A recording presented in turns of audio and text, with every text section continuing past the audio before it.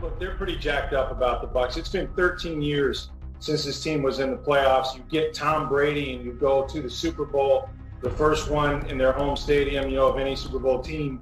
I mean, that's pretty heady stuff. So they're living a fairy tale right now. They just wish that more people could participate in it. We're living in a dream and we can't wake up. Is that all you've got? Is there somewhere to go where I can just be me? X marks the spot.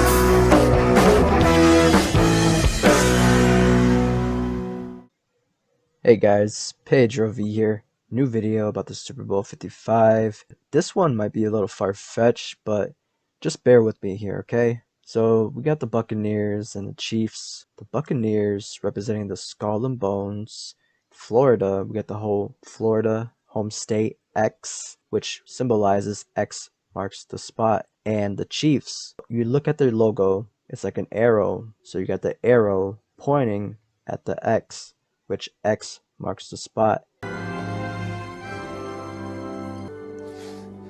X marks the spot. And you got the symbolization of the Skull and Bones, which is also the Skull and Bones Society as well. You were both in Skull and Bones, the secret society. It's so secret we can't talk about it. What does that mean for America? The conspiracy theorists are going to go wild. I'm sure they are. I don't know. I haven't seen the web. Number 322. The Super Bowl picture just became a little clearer now that reports suggest 22,000 fans will be allowed at Raymond James Stadium for game day. That's about a third their normal capacity. 22,000, that's about a third their normal capacity. If you want to look at that aspect of it. So now all eyes are on Florida. And like we said, this is the first time ever that a team playing in the Super Bowl is playing in their home stadium, which happens to be here in Florida. And with Florida being an important aspect of it all, because that is where they're trying to have Trump stay at Mar-a-Lago. Today, Donald J. Trump gave his final goodbye to the White House and headed to Florida. But will Mar-a-Lago be his final stop? We have Trump who has a target on his back, right? And they're programming Iran or Russia, even China, to be the ones responsible for something to happen. Tensions high in the Middle East, thousands protesting to mark 1 year since Iran's top general Qasem Soleimani was killed in a U.S. drone strike. Meanwhile, Iran's foreign minister says Tehran will begin 20% uranium enrichment at a nuclear facility. All of this is happening as the Pentagon reverses a decision to bring home an aircraft carrier after 10 months in the Persian Gulf. So now this false flag event is now manifesting itself either here or somewhere down the road, but it is definitely coming to the forefront. Council approved an event zone around the game that will control everything from what kind of tents can be placed in the neighborhood to signs that can be put up. I think the NFL tries to impose these conditions on a Super Bowl city like ours, and I'm sure they do it every year to try and control everything that's going on. Tampa City Councilman John Dingfelder says he's a football fan, but isn't convinced the event zone is a good idea. And in our case, our stadium is surrounded by people's homes. And I don't think it's appropriate for us to impose these significant restrictions on people and their residences. We are doing everything that we can to keep the community safe, but there's that level of personal responsibility. And in my opinion, the NFL has to change. Or you know what's going to happen? Their business is going to go to hell. So now there was a Simpsons episode which shows a winning football team. And last year, people tried to make their own connections or speculations that it was the 49ers. But looking at it now, their colors are very similar to the Buccaneers. Now, back to what I was saying before. Now we have the whole programming of the Florida destruction. And I believe this whole event is part of a warning. Wait, where's the explosion?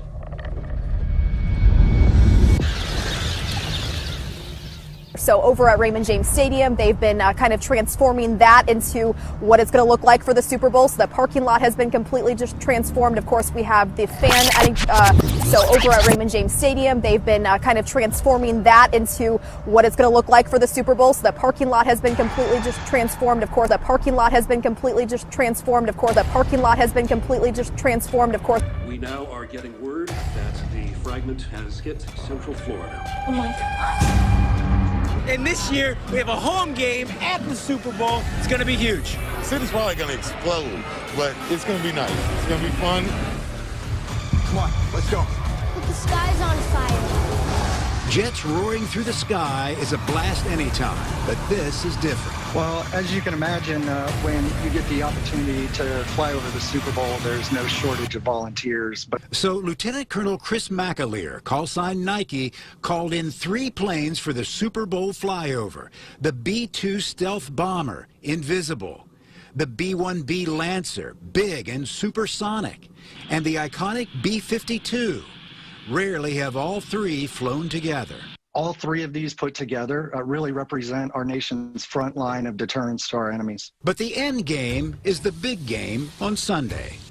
The country is still in a crisis, and there's a dark winter still ahead. The town manager of Palm Beach says there is a legal review underway into President Donald Trump using Mar-a-Lago as a permanent home. The road closures around Mar-a-Lago are already in place ahead of his arrival, and the town's police department says it's trained and prepared for any security concerns about the presence of a former president.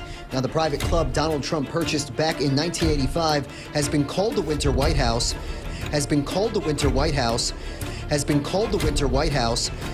Well, President Trump told us that he wasn't going to go anywhere when he left the White House. No, he said long, dark winter. Oh, that's great. That's wonderful.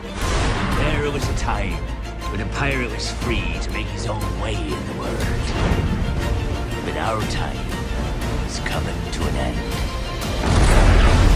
Okay, so you had Donald Trump, who used the band "It's the End of the World as We Know It" at an event in D.C. It was in reference, of course, to the Iran nuclear deal. Now, some of you can do your own digging as well, and maybe even connect some of this to add on, because this is a spiritual war, and we all must be ready for everything taking place. They have been doing a lot of programming and manifesting the so-called Antichrist.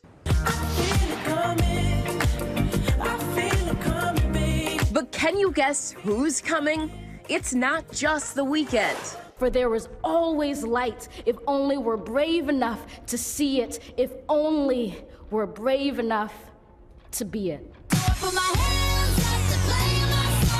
Miley Cyrus getting the party started with the NFL's first ever TikTok tailgate pregame for healthcare heroes. So I want to really point that out for you guys. Just a quick short video. You give me your thoughts. What do you think this will all symbolize? What this all means? And with that being said, have faith, remain vigilant, and God bless you all.